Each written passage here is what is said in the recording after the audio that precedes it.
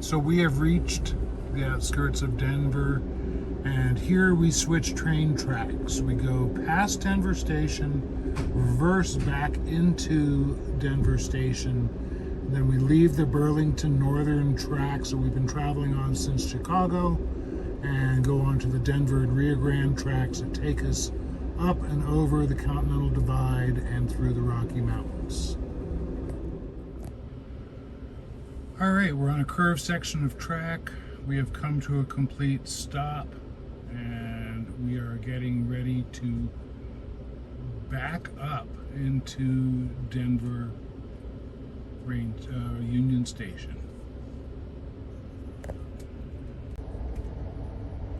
Okay, here we are backing into Denver Union Station. You can see the other end of the train there and the skyline of Denver.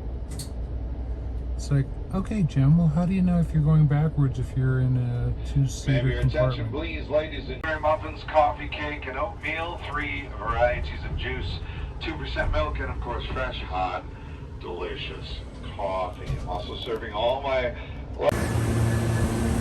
All right, here we are at Denver Union Station. It's a beautiful 75 degrees, clear skies. This should be an awesome day to see the Rockies. Not the team, not the stadium, the actual mountains. I'm psyched. I need a t-shirt. We're sharing the station with lots of Metro Denver electric trains, as well as our big old Amtrak train. So I hope I don't get lost. Here we are at Denver Union Station. Heading inside to get a good look at this station. It's obviously another architectural gem. All right, here we are, a beautiful Denver Union Station. It is actually quite impressive. I'm amused by the amount of construction I'm running into, where I can't see the whole darn thing. This is a beautiful building. And looks like there's Denver itself. All right, here I am in Denver. It's a beautiful day.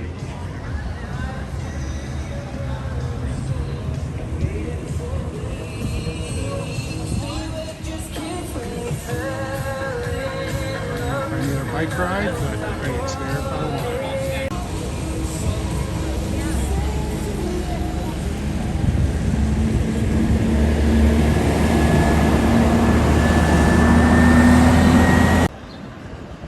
You know, the funny thing is it now feels weird standing on solid ground after almost 24 hours, well, 18 hours on the train.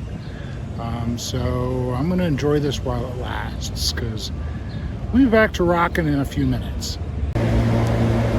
All too soon, we're going back on the train. There's my car attendant Dayfan behind me, and I'm getting ready to get back on the train, heading west. Back on the train, and our departure has been delayed, so my little jog was strictly for exercise. And we're gonna roll when they start rolling. All right, they said a little while longer. I had hoped to get a picture of the engine of this train, but it's a restricted area, so here's the baggage car. So even though the car I'm riding in is number 3230, it is designated as car 532 on the train itself, and we are hanging out in Denver until we get rolling.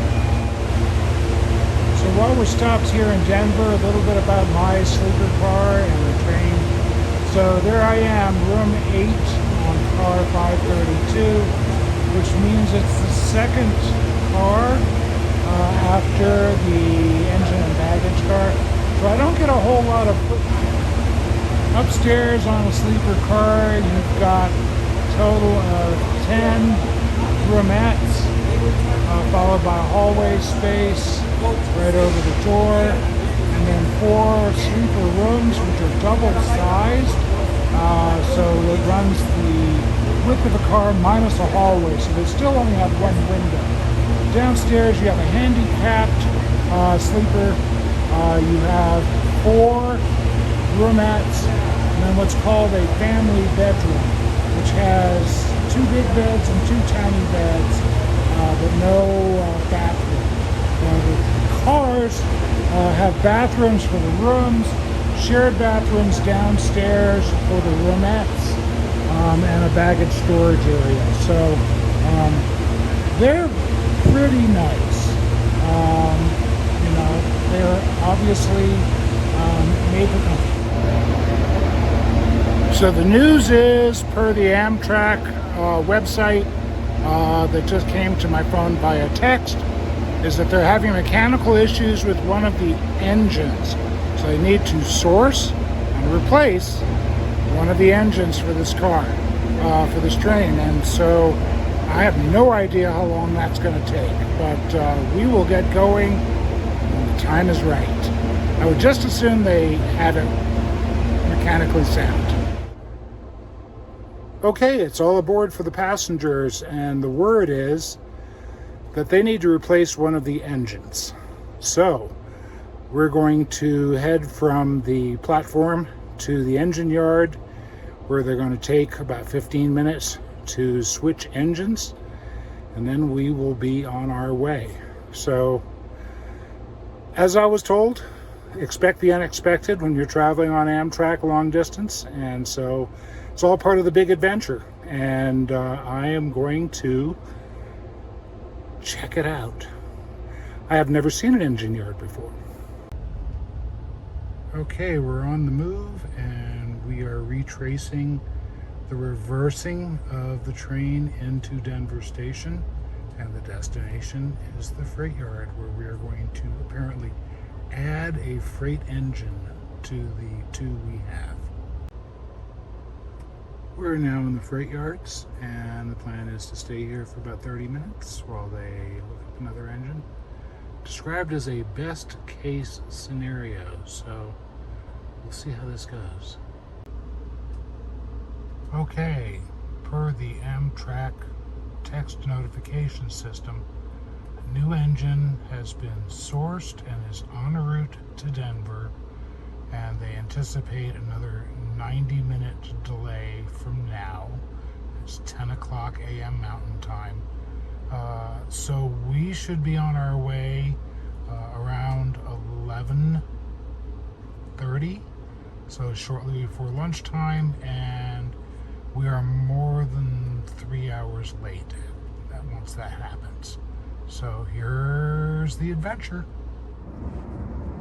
So while we're on this continual delay, this is the transitional sleeper. This is a front sleeper car, which is reserved for staff, partly, and also guests. They get a rose next to their coffee pot, and their coffee pot's still rolling. But there is another 90 minutes worth of waiting here while the engine gets sourced, delivered, and attached to our train. Nothing's scheduled to happen for another few minutes, so I'm gonna take a nap.